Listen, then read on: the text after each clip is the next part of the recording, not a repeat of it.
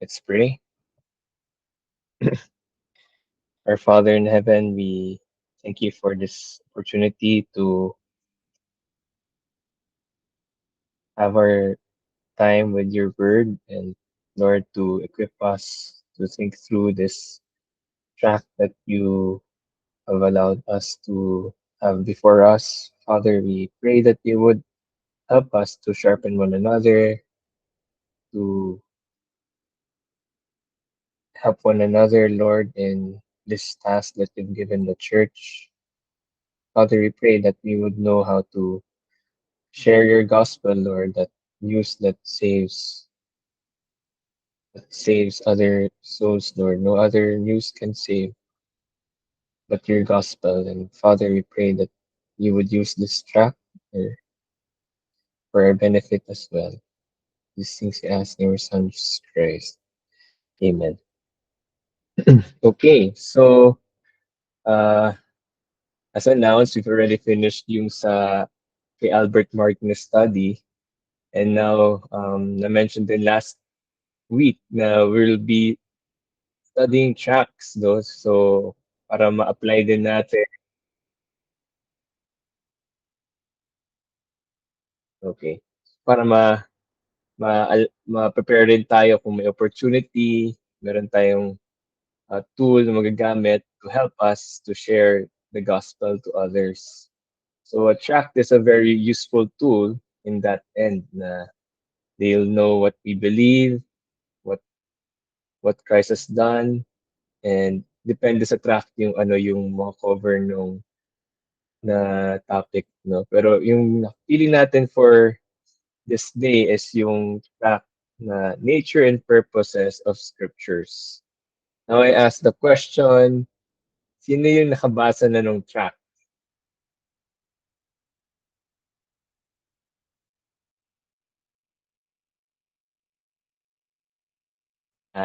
Nabasa mo yung tract? Ano yun, Manet? Ano yun, Manet? Dili kayo klaro. Murag na ay problem akong headset. Ayan na. Okay, so, narinig ka na namin, Manet. Naka-read ra ko sa brain. Naka-read ka. Sige, nice. So, kung ikaw lang naka-read, ikaw lang tatanungin. Joke. So, so far, si Manet pa lang yung nagsabi. Ayun. Baka si Kina din, nabasa na niya. Keen is about to join. Hi, Keen. We just started. Hi. Keen, nabasa mo yung track? What chat? Yung track na Ay, nadaanan natin. no. No? No, sorry. Okay, so Super. Yeah. si Manet pa lang. Okay. Okay, so thanks for joining tonight's study. Um, allow me to ask also, sino yung may copy ng track?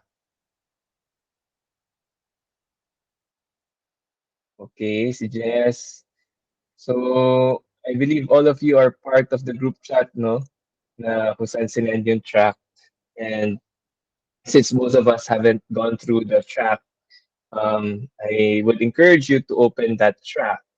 And we'll try to go through it as efficiently as we can para lang ma-acquaint ulit tayo, ano yung content, and then ano yung mga questions natin, ano yung comments natin dun sa track. Is it really something that we can use as a track for the church? That's something that we can just share our thoughts, no? Tapos, my goal as the facilitator of this study and as someone who reports to our elder is to try to collate ano yung comments ng mga tao, what do people think of the document, and then try to collate that and share the info to our pastor. Um, so that's it. I hope you're opening the track. It's in the group chats. So allow me to read it. Introduction. Good morning, everyone. My name is Van Dominic Cagolada. So this is a document prepared by Pastor Van Dominic. And I am one of the volunteers for Gabay Agak sa Comunidad Inc. And we have been commissioned by the good office of the city mayor to bring the word of God to your office every Thursday morning. Dito sa ubos nga offices, naka 4 ka Wednesdays na nga namalandong, sorry, namalandong sa pulong ng Ginoo. This initiative of our city mayor is in keeping with the Republic Act 11163, known as the National Bible Day. Yan naman. So, first, that's the first paragraph, no? So, ginamit ni Pastor Van dito yung RA 11163, which is the National Bible Day Act. And I checked that act. It's actually a very short memo, and then it explains what's inside that document. Second paragraph. The National Bible Day Act has been signed into law by the former President Rodrigo Roa Duterte in January 5, 2017. I think it would be easier for us if I just present the document here para dito na lahat.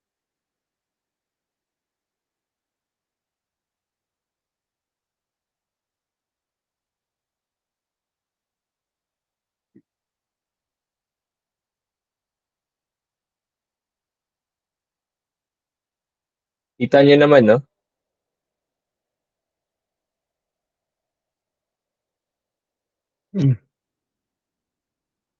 And so the National Bible Day Act has been signed by President Rodrigo Duterte in January 5, 2017. So actually, I did a fact check. What I saw was December 2018. So in case gamitin natin siya, at least you know.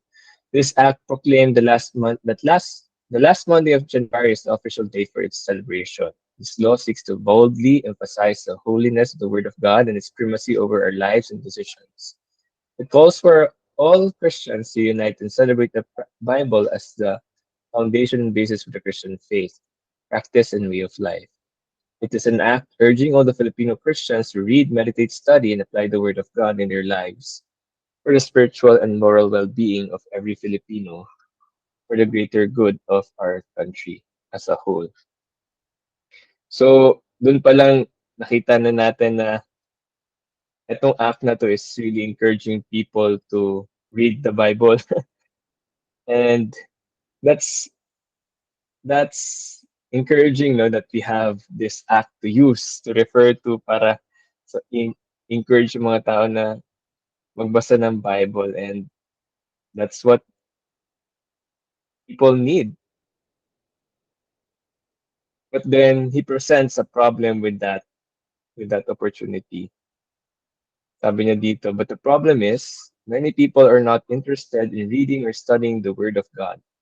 Para nila, the Bible is not that important, and so it's just a waste of time to read or study it. Others also object. Di ba ang Bible sinulat raman na ug tawo sa ato pa, diligyod na tinuod nga pulong sa Dios kay tawo raman ang nagsulat ana. Karaan naman kaayo nga libro, wala naman na relevance sa atong kinabuhi sa modernong panahon. Lisod man pod na kaayong sabton ang Bible. Pangayra na sa mga religious people, sa mga pari o pastor, kung kita-kita lang mo basa ana mabuang manta, di ta kasabot, may pagdili na lang.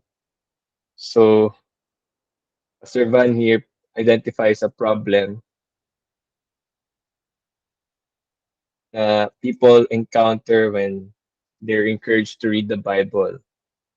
Sulat naman lang ng tao, one, that's already a historic document that's not relevant. Two, third, it's so hard to understand. It's only for those who are mga spiritually elite, for example, pare or pastor. Four, if tayo lang magbabasa, common people will read it, it would make us crazy. So in the end, the end effect is don't study the Word of God.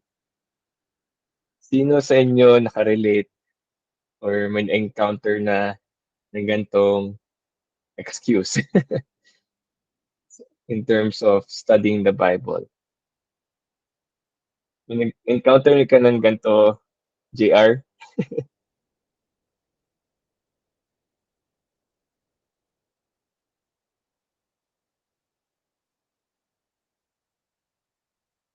About Manette? Ang akong I remember like way, way, way back. Usamis pa ko na atoy ay ingon ako nga kanang sinulat ra daw siya og tao. Hmm. O dayon bago pa kong question ato din wala ko kabalo sa ano ko pagtubag. Hmm. So pero kanang real siya nga kana bitaw usa sa objection. Mo na isip sa sinuwat ra man ang tawo. Yeah. So at least no, Pastor Van is realistic, or he knows ano yung mga common objections in terms of reading the Bible. And kana it makes us sober na okay, may mga ganito objections pala. It can even be our own objection. Imagine sharing this kasi ang context nito, 'di ba, is him sharing it to a group of people. So they have different experiences, different parang mga um, comments about the scriptures. Totoo ba talaga yan? Will it really, is it really relevant? Actually, I encountered that one time sa office, yung it's already, there's already 2,000 years of history. Kailangan i-update yung Bible kasi hindi na relevant. Kasi 2,000 years of history na yan. So parang kailangan i-update kasi yun nga, ano, kailangan, iba na yung times ngayon. May TV na ngayon, may computer na ngayon. So dapat ano, i-update yung Bible. So I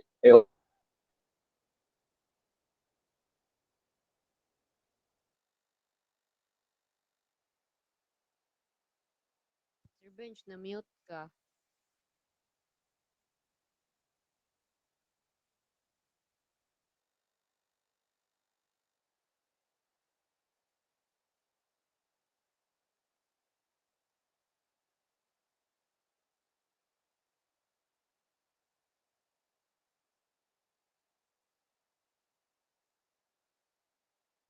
Na mute ka Sir Bench. Naka-mute ka, Recon Bench.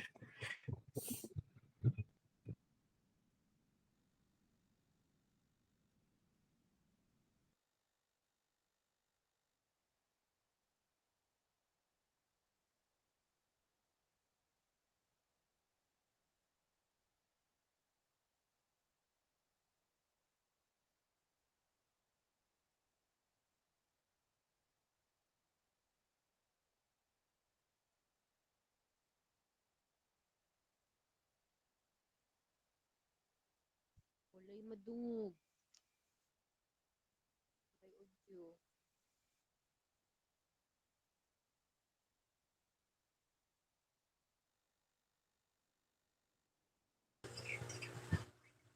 Dili ka madungog kuya.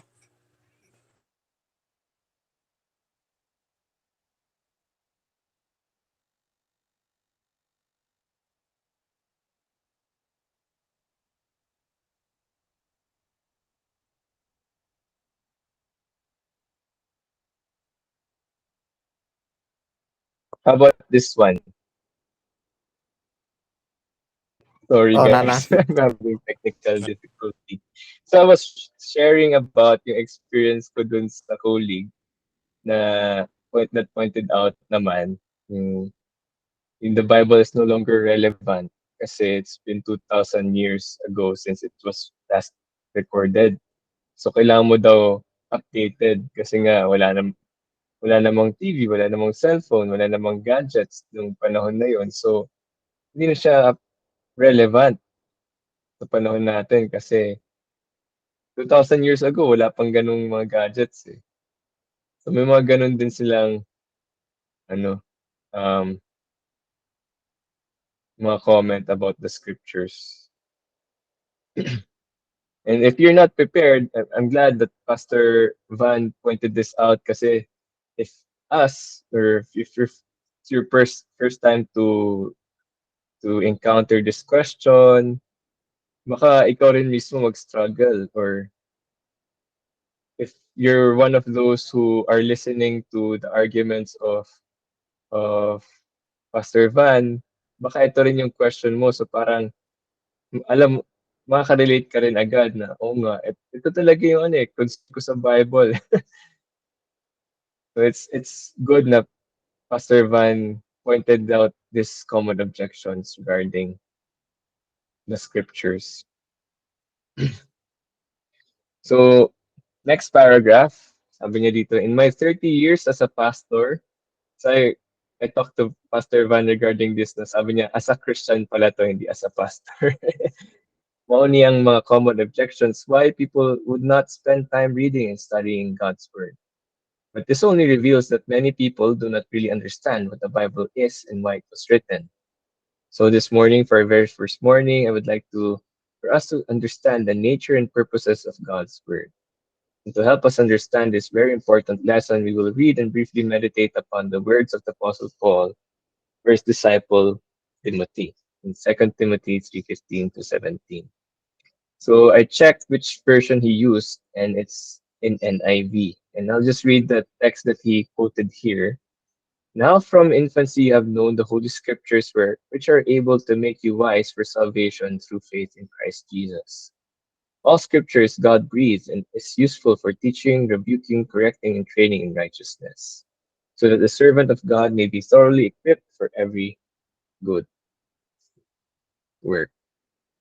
The main idea, capturing from this text as outlined in this tract, is this. The Holy Bible is God's inspired word in a language understandable to men for the purpose of leading them to salvation, sanctification, and servanthood. And so it is beneficial for all of us to read it, study it, believe it, and obey it. So actually that main idea is captured in this outline, no? Holy Bible is God's inspired word. It's called Holy Scriptures, and then inspired, and then understandable to men. So, yun yung content nung track na to.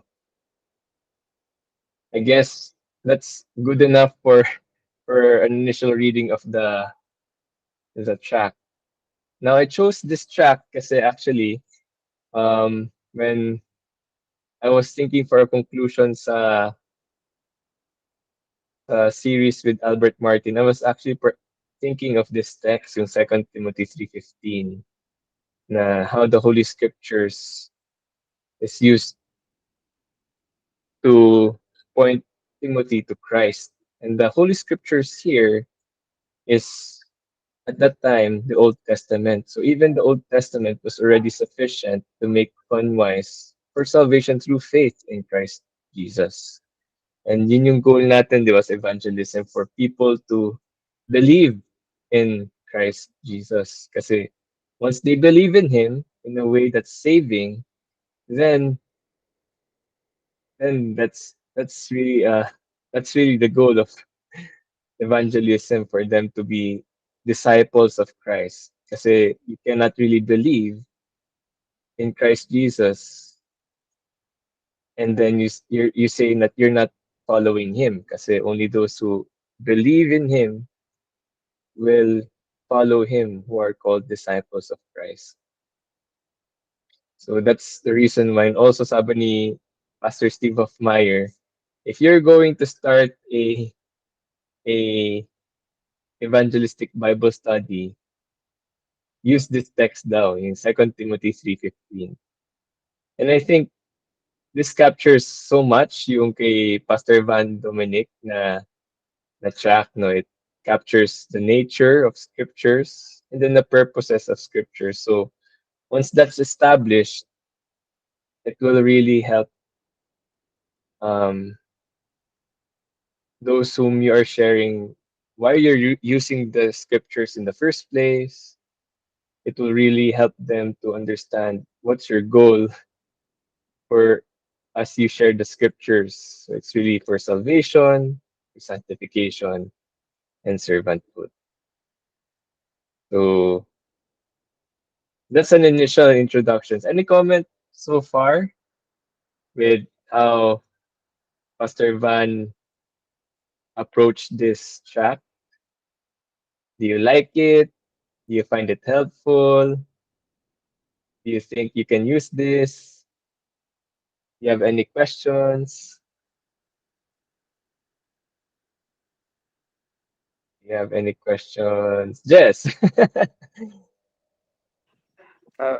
Mas helpful siya kay kasagaran sa among Bible study. Mag-start yun sa Holy Scripture sa kanang among pag-Bible study ba kay may nga Mm. as principal authority bitaw sa kuan asa ta nagkuha sa kuan Oh, sa mga text nga atong i-prove nga mo na labi ng gospel. So isang base mo ingon ng mga tao nga di sa nagikan niya iyo sige iya na istorya ba. So mo oo na. nang importante pag sugod importante nga mag ano musto mag-study ta sa Bible, sa Bible. Oo. Ah, So gigamit gyud ninyo ang text na itong text, Jess? wala. Pero sa Wala, among okay. sa among Bible study, urag gi-start na mo kuan sa nganong importante yung pag-study sa word, ngano Oo. man ana. Okay, nice.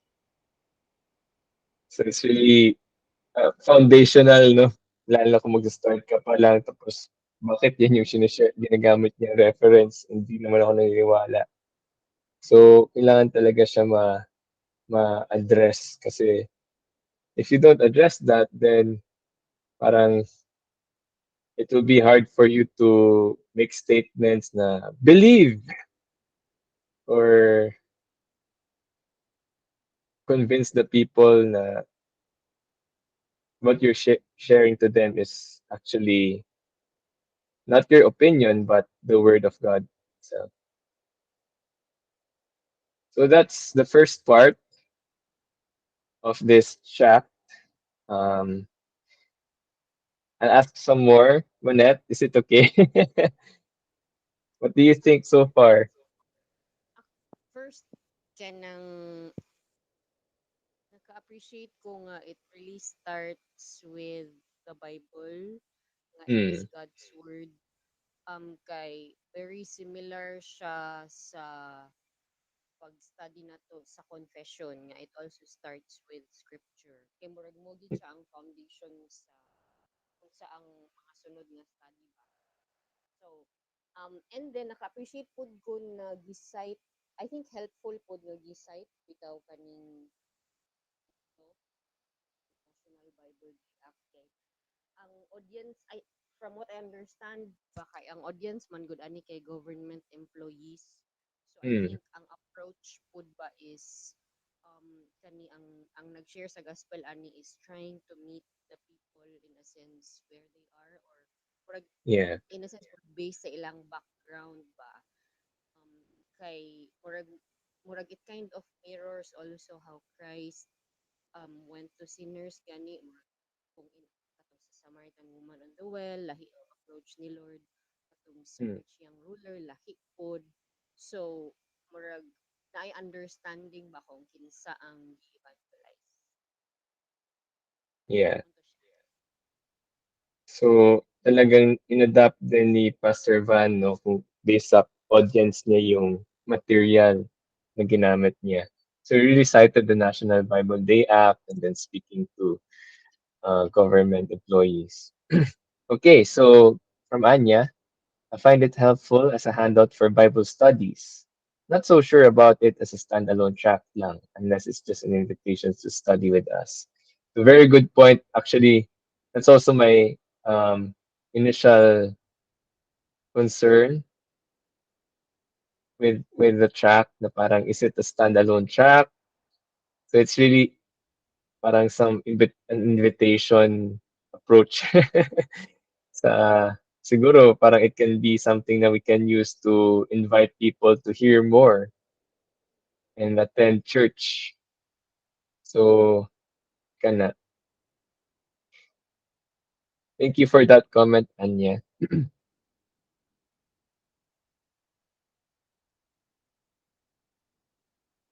Okay, so Yun yung first introduction niya. Let's just go through the whole material. I'll try to be as quick. First heading niya dito is Nature of God's Word. Unsa ang kinaiyahan sa Biblia. Then he quotes verse 15, the Holy Scriptures. It's called the Holy Scriptures in God's Word. Ang Biblia, balaan or holy or sacred sa ato pa kining Biblia usa ka pinasahi or one of a kind nga klase sa kasulatan o libro. It's a very unique or different from all other human literature or books. It is holy because its author is the holy God himself who used holy men as his instruments, guided by his Holy Spirit so that what they wrote were the holy words of God that teaches its readers to live holy lives. Mao di ay nga gitawag ang Biblia og Holy Scriptures. So it's holy in as its nature because it's from God, because its author is the holy God himself. And then second is it is inspired based on verse 16. All scripture is God breathed. Whenever we speak, air comes out from our mouths so that words are formed and heard by those we speak to.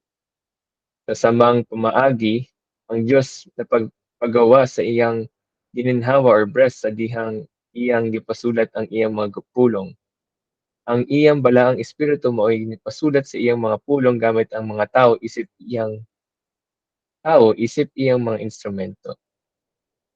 He quotes 2 Peter 1:21, for no prophecy was ever made by an act of human will, but men moved by the Holy Spirit spoke from God.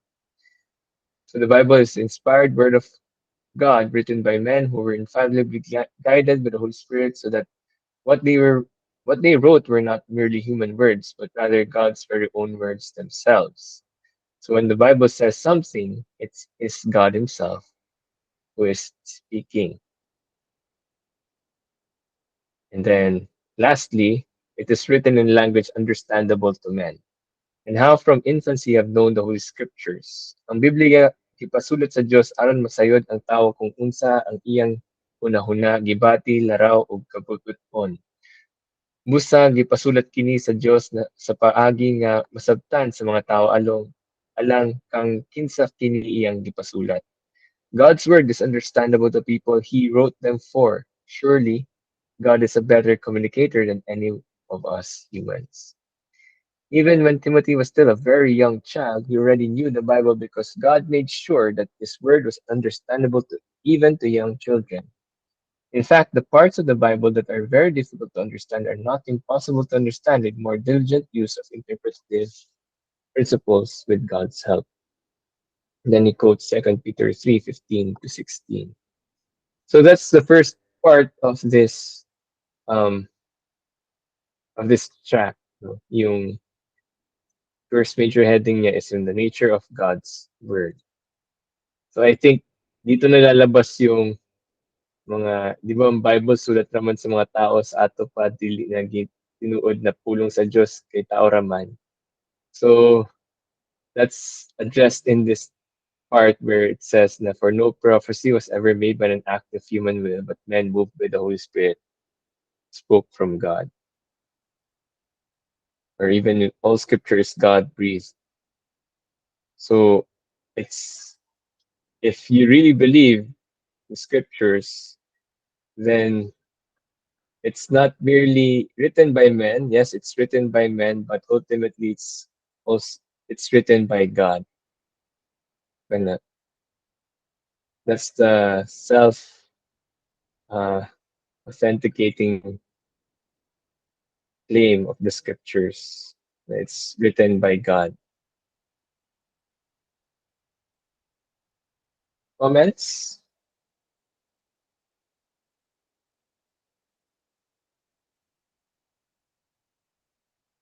Ina, any comments so far?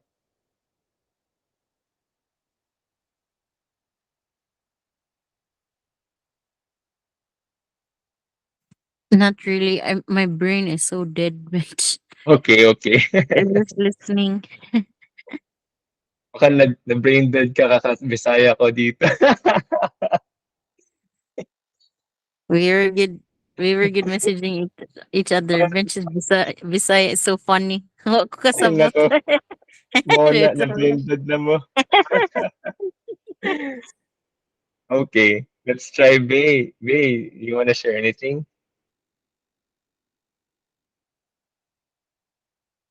Yan, nag-quit si Bea. Oh no, sige. Comment lang kayo kasi this is just our attempt to try to consider this track. Is it something that you think will be helpful in one way or another? So different tracks, different context, for example, you're inviting people to church, then this is a good track to use kasi you're inviting people to church or to a Bible study kasi it proves to us the nature and purposes of scriptures.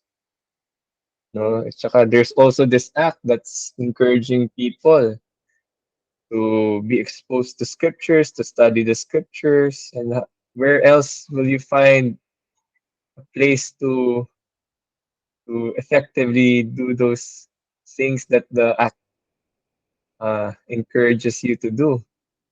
The church. So it's also a good material to invite others. Yes, Manette. Katong nakasing ano siya ni nakapamalandong ko ba katong gi-comment kanina. Um, Wa ka naman na madlong. dili na I malandong. have a very hard time hearing Explaining Manette ta. lagi. Kuan ba nga katong murag is Wait lang, Manette. di ba Kina, siya sorry. si Kina, sabi niya, she's having a hard time hearing you, but in my end, it's quite clear. Ah, really? Okay. Ah, okay. In my end, it's like Yeah. Manette whispering. Hey, sorry. Or, try mo lang i-increase yung volume. Go ahead, Manette. I was Sorry. thinking na maybe ang format, I don't know, like maybe pwede siya ma-condense para mahimo siyang track or maybe ang main points pwede namin track or I don't know. Na kana lang akong na-think nga ikaw no kay dili siya ang format karon ba sa material as is karon. Mm. So helpful track. So, Maybe parang condense improve the format to, or shorten it, condense it. shorten it para mas madali siya mag-digest. Okay, sige.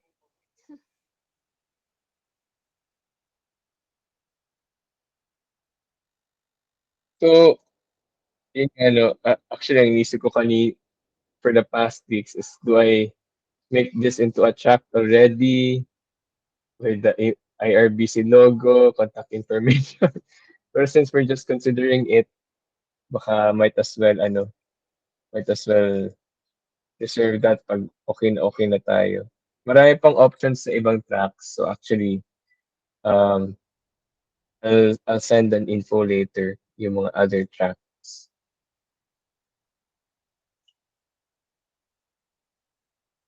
I like it na he really points it out. It is written in language understandable to men. Kasi sometimes, yun nga yung isang objection dito na lisod man po nakaayos sa ton ng Bible, pangyayari na sa mga religious people. So it's really addressed in this objection.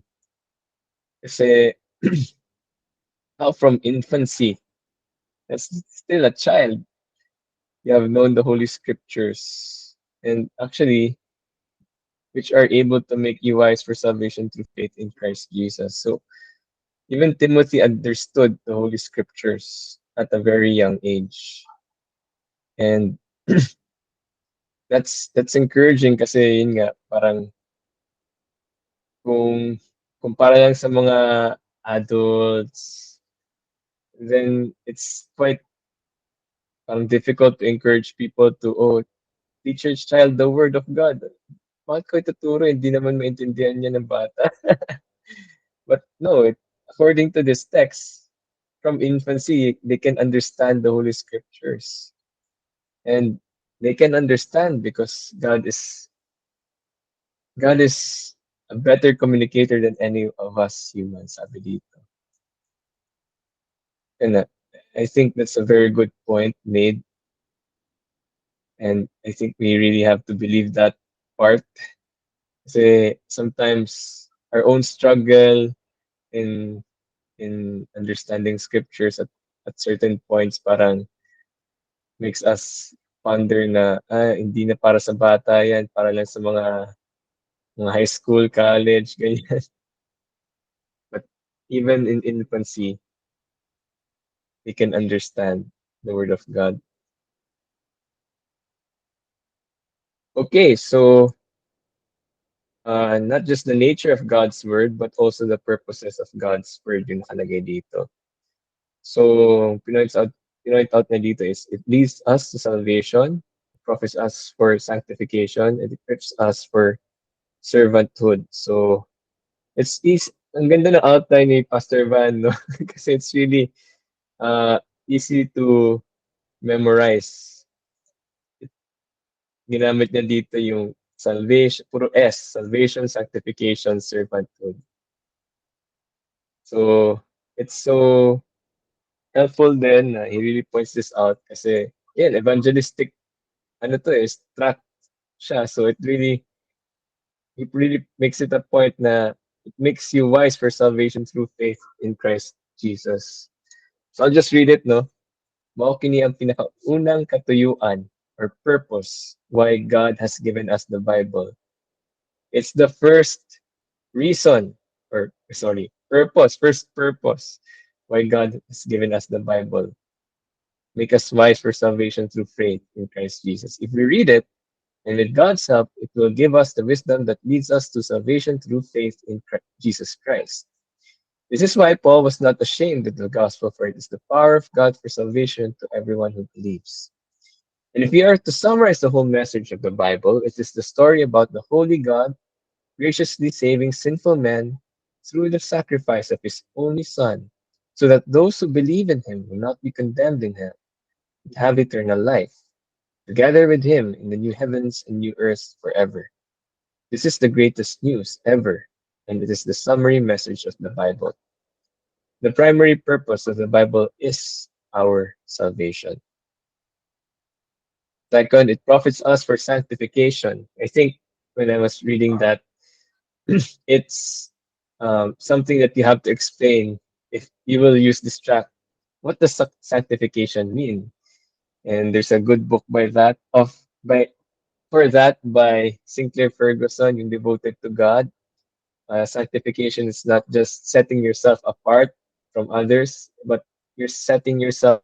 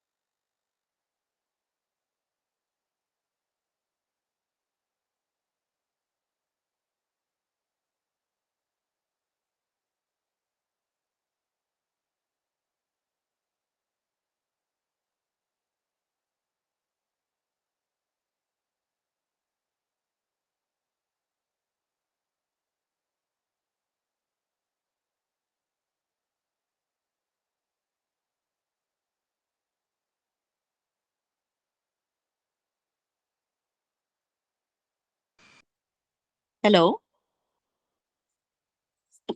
Wala ko si Kevin. Wala si Sir Bench. Wala.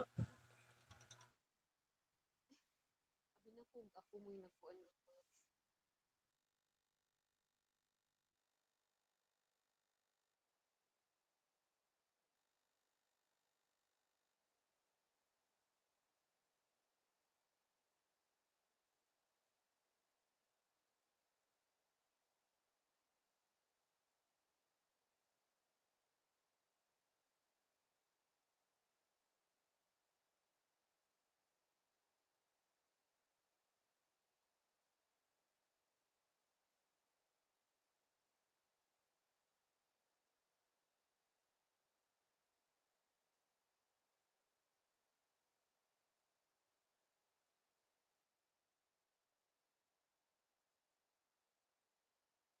Hello? Sorry. Nag-brown out dito. So, where was I? So I think yung sanctification, you have to clarify what that means kasi not everyone is familiar with what that word means. And a very good book for that is a book by Sinclair Ferguson, Devoted to God, Blueprints for Sanctification. So he defines it as not just to um, set yourself apart from people, but you set yourself apart for God. So actually, setting yourself apart from people or from the world is just a consequence of you setting yourself apart for God. So that's what sanctification means, and that's expressed in you being made holy, more like Christ. So he used the text from verse 16. All scripture is God breathed and is profitable for teaching, rebuking, correcting, and training in righteousness. God does not only want us to be saved from the punishment of our sins, but also from the power of sins over us as well. And this is why he also changes and transforms those he saves using his word. This is a crucial part of our salvation, our transformation, sanctification. So for for yeah, um for parts of sanctification is being taught, being rebuked, being corrected, and being overall trained in righteousness. And then the last point he makes here is it equips us for servanthood, so that the servant of God may be thoroughly equipped for every good work. So actually, the servant word is not the is from NIV no, and other lesser uh, yung mga dynamic equivalent na translation. Pero sa ESV, LSB, NASB, it's the man of God. So I think it it's useful if you would use this outline. But yung text talaga dito is the man of God. Actually, uh, Paul talking to Timothy is he's referring to Timothy as the man of God, the preacher. So yun, just clarification that part. But actually, it's still itong outline na to, I still recommend it kasi it really is parang representative of the text. So they're equipped for every good work, which is service. God saves sinners and sanctifies them to become more holy and righteous in the way they live. And he calls them to his service. He gives them spiritual gifts and skills and various abilities or talents to make them useful in his kingdom. It is also his word, the Bible, that equips them to do every good work that needs to be done for his glory and the good of his people. Conclusion, because of the nature and purposes of God's word that we have just discussed, may we all make time to read and study the Bible. Come weekly for a morning meditation, and may we love God's word with our hearts. May we believe its truths, obey its commandments, and apply them to our life. So that's the content of this fact. Any additional comments? What do you think of you, especially yung purposes of God's word? I think in summary form, this track really introduces the scriptures and the benefits of really applying the word of God in your life. And it really claims sufficiency in the last part na you will be thoroughly equipped for every good work when you live out the word. And yun that's really helpful for us, helpful for those who hear na they would know that this is sufficient for for in service to God. So parang it's really an invitation talaga to be more exposed to this divine material, the scriptures. Any more comments? Go ahead, Manette. I think kanang sa kanila nga material ba, even if kanira nga material ang mabasa sa tao kay naa naman gud ang part sa purposes of naa na ang about sa gospel. Yeah. In a sense, kanang dili bitaw siya kulang in a sense nga murag introduction sa Bible. So nasulti na nga gospel about salvation. Mm. So muna akong other comment is I think ang ang material like about speaking about God's word as the Bible as God's word nga it is holy.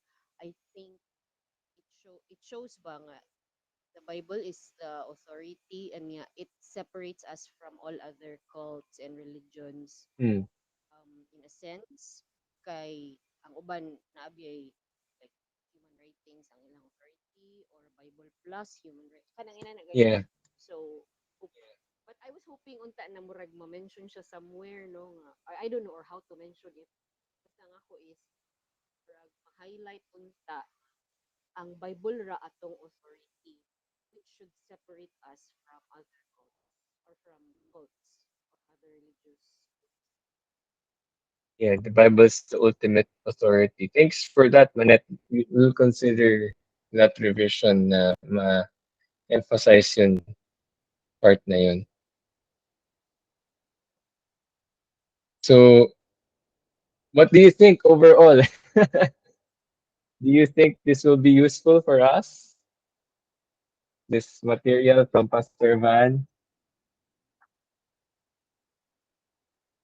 How about Yukina?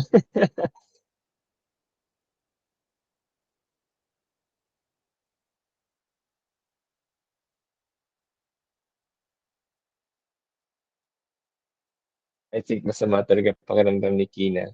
Mike, you wanna comment?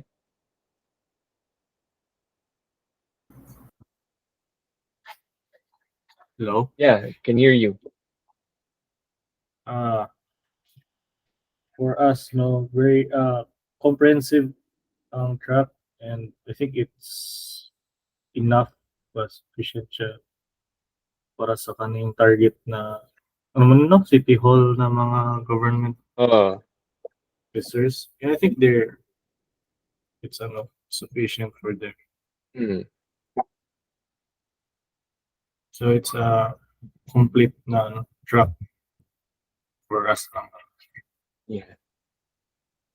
So, you think we can use this? Would you endorse to use this? I think we can simplify it a bit sa Oo. different. Pero yes, we can use most of the kanang nakabutang diri, di ba na kuan mo pud siya kanang iya ko gi-specify pud ba nga iya bitaw demystify ang scriptures na why we should iya pang encourage nga why we should study or read the Bible. Hmm.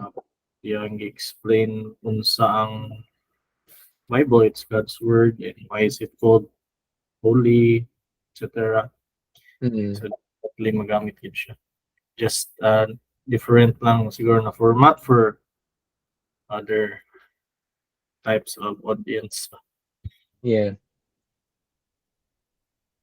So, do you find yung approach niya na Bisaya English helpful?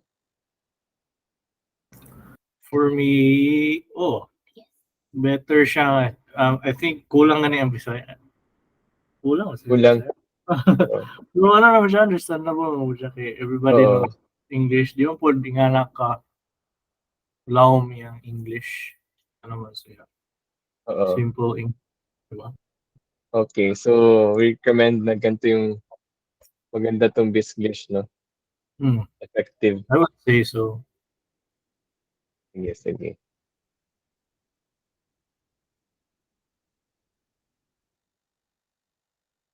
Yung translation na ginamit niya, gusto niya bang ibahin? Or NIV muna? What do you think about that?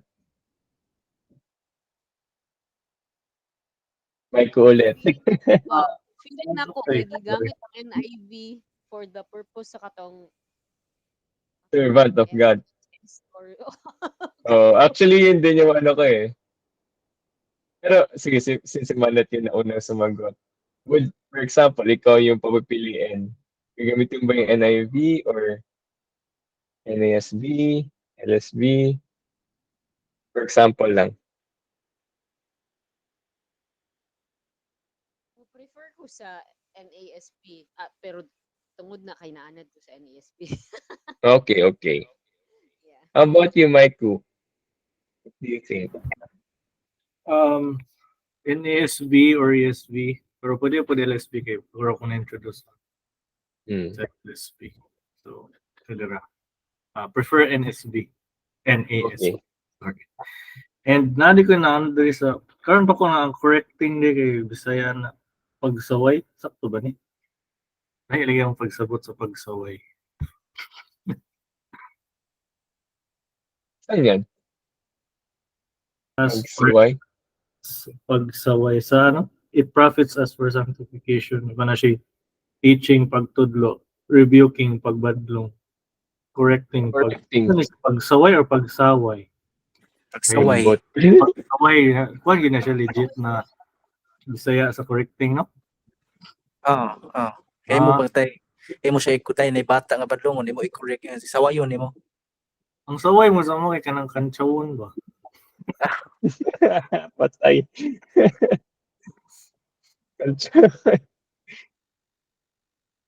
Ang mo correcting kay pagtarong man siya na.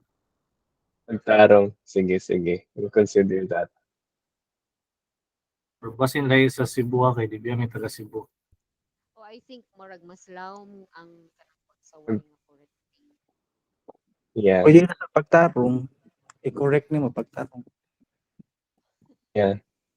Mas ano pa siya, less prone to misunderstanding. Sawayin mo, kantsawan. Okay, so that's the track. Now may mga comments, reformat, Bislish, you like it. So I'm not really good with Bisaya. Narinig niyo na yung Bisaya ko kanina. So I hope ma-reformat natin tong track and then we can suggest it to Pastor Ido to consider. So, yun yung mga initial assignments. I'll ask someone to help in improving this as a track. That's it. It's already 8:02. Allow me to just mention to you yung mga references na available ngayon for tracks, no? Kasi we'll be going through tracks. Ang next na plan ko is to go through yung track na prepare ni Pastor Edu. Download ko lang. And then, so this is the next track that we'll be using. MORBC has been using this whenever there are calamities, no? So, this might come in handy for us as well. It's a 2-page track. So Pastor Edu was the one who prepared this track. I'll share this track sa group chats natin para mabasa nyo ahead, makita nyo, okay, this is a very good track. Ganyan, or how do we improve that track? Tapos para ma-adapt natin sa church. And there are also other tracks na I saw online, mga tips how to distribute tracks. I'll just share the references later sa group chat. For now, I guess that's enough for an initial study for the track. Let's close in a word of prayer. Our Father in heaven, we thank you so much for allowing us this time to study the track prepared by Pastor Van. Thank you, Lord, for using him in preparing this material. Father, we pray that you would guide us, help us to improve on it, help us to implement the track in our church in a way that if it pleases you, Lord, if it's approved by our elder, Father, we pray that you would help us to be better equipped in sharing your truths to those who have not heard. And even those who have heard and yet, Lord, are unconvinced, Father, we pray that you would use IRBC and even MORBC, Lord, for your glory to share your gospel to the ends of the earth. Help us, Lord, we pray. Dismiss us with your blessings. Things we ask in your Son, Jesus Christ. Amen. Okay, so that concludes tonight's study. Thank you, Maiku and Monica, for joining tonight. Thank you, JR. Good night. Yes, good night. Bye. Bye. Thank you. Thank you kaya. May gabi. Bye, Bye-bye. JR. Thank you. Thank you, Tina. Anya. Ah. Bye, Reg.